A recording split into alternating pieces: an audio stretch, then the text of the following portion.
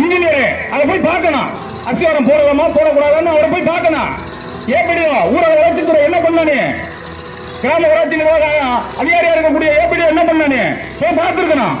உனக்கு மேல இருக்கக்கூடிய கலெக்டர் ரேங்க்ல இருக்கக்கூடிய உதவி கலெக்டர்கள் வந்து தனியா பிரிவு வச்சிருக்காங்களா இல்லையா, அவங்க பார்க்கணுமா இல்லையா? இதை சேங்ஷன் பண்றவங்க யாரு?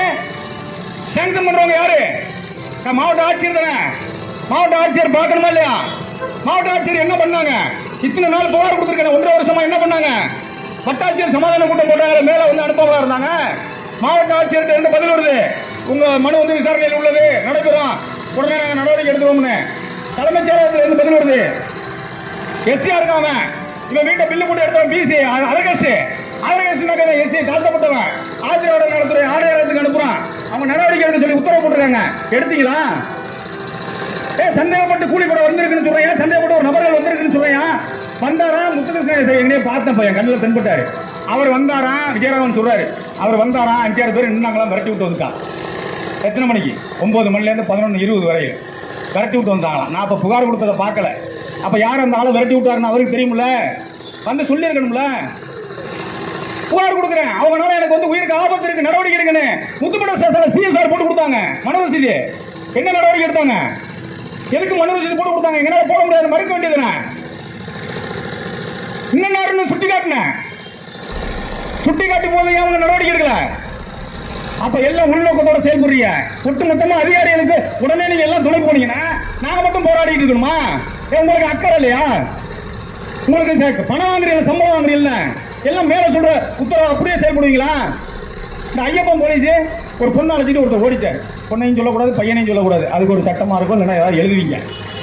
ஒரு பொண்ணை அழைச்சிட்டு ஓடிட்டாப்ல. அந்த பொண்ணை பிடிச்சிட்டு வரும்போது என்ன சொல்லிட்டு வந்துருக்காப்ல அந்த பொண்ணோட அம்மாட்ட, அம்மா நீங்க வந்து முத்துப்படிக்கு வாங்க, எப்படி நீங்க ஈஸியாக தான் இருக்கீங்க, அதை அந்த கணத்தில் வச்சுட்டு சொல்றாப்ல. விடுதலை இதுலேருந்து வெற்றி வருவாப்ல.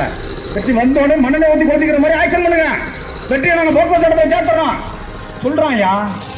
வெக்கமா இல்ல? போக்சோ சட்டங்கிறது குலகேசுக்கு மேல உள்ளது. அப்ப உள்ளதுக்கு தமிழக முதல்வர் வந்து உடனடியாக நடவடிக்கை எடுக்கிறாரு. 2-3 மாதத்துக்கு உள்ள இருந்திருக்கணும். உள்ள இருந்துட்டு அதுக்கப்புறம் வெளில வந்தா 1 வருஷத்துல தண்டனை கொடுத்துருவாங்க. நீ ஏன் இந்த சேலை செய்யற? நீ எவ்வளவோ கொடுக்குற காசுக்கு தான் நீ வேலை பார்க்குற. ஒரு டீம் நெட்வொர்க் செந்தில்பாண்டி இன்ஸ்பெக்டரோட இருந்துட்டு நெட்வொர்க்கா இருந்துட்டு தானே நீ பண்ண. அவன் ஆதிக்க ஜாதி வேலையை அவன் பார்த்தான்னு சொன்னா, அவனுக்கு கூட்டாளி ஆதிக்க ஜாதிகள் அவனுக்கு உத்தரவு போட்டிருந்தாலோ காசு கொடுத்திருந்தாலோ உனக்கு போடுற எச்சத்துக்காக நீ செஞ்சியா? என்னை பிடிச்சி உள்ள வைக்கிறது உனக்கு என்ன? அதுக்கு நீ வேற வேலை பார்த்துரு, நீ வேற வேலை பார்த்துரு, வேற வேலையில உனக்கு சம்பளம் கிடைக்கும். வெக்கமா இல்ல? இது ஆதாரத்தோட ஆடியோ பதிவோட அனுப்பியிருக்கிற காவல்துறை என்ன நடவடிக்கை எடுத்தீங்க? 2 ஆடியோவையும் கேளுங்க. யாரு அந்த பொண்ணு அழைச்சிக்கிட்டு போனவனும் பேசுறான் என்னட்ட. அந்த பொண்ணை எதிர்பார்த்து இருக்கிறான் பாருங்க, பொண்ணோட அப்பன் அவனும் பேசுறான் என்னட்ட. 2 பேரும் பேசுற ஆடியோ கிட்ட இருக்கு. அந்த ஆடியோ இருந்து நீங்க என்ன நடவடிக்கை எடுத்தீங்க? அதே மாதிரி எங்க ஊர்ல ஒரு கோயில் திருவிழான்னு ஒன்று உருவாக்கி கொரோனா காலத்தில் பண்ணக்கூடாதுன்னு நாங்கள் உள்ளே இருக்கோம். ஒன்று என் சொந்தக்காரனை என் பங்காளியை உருவாக்கி எனக்கு எதிராக அவனையே திசை திருப்பி, அவன் யாருக்கிட்ட எவ்வளோ காசு வாங்கினா என்னன்னு தெரியாது, அவனை வச்சுக்கிட்டு ஒரு பிரச்சனையை உண்டு பண்றாங்க. எப்போ நைட்லேருந்து உண்டு பண்றாங்க, காலையில போய் பிரச்சனைகள் இருக்கக்கூடாதுன்னு ஆஃப் பண்ற எங்களை திட்டமிட்டு வழக்கு பதிவு பண்றாங்க.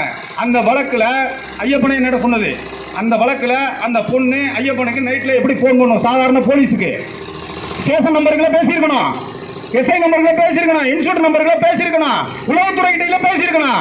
ஐயப்பனுடைய நம்பர் எப்படி வந்துச்சு?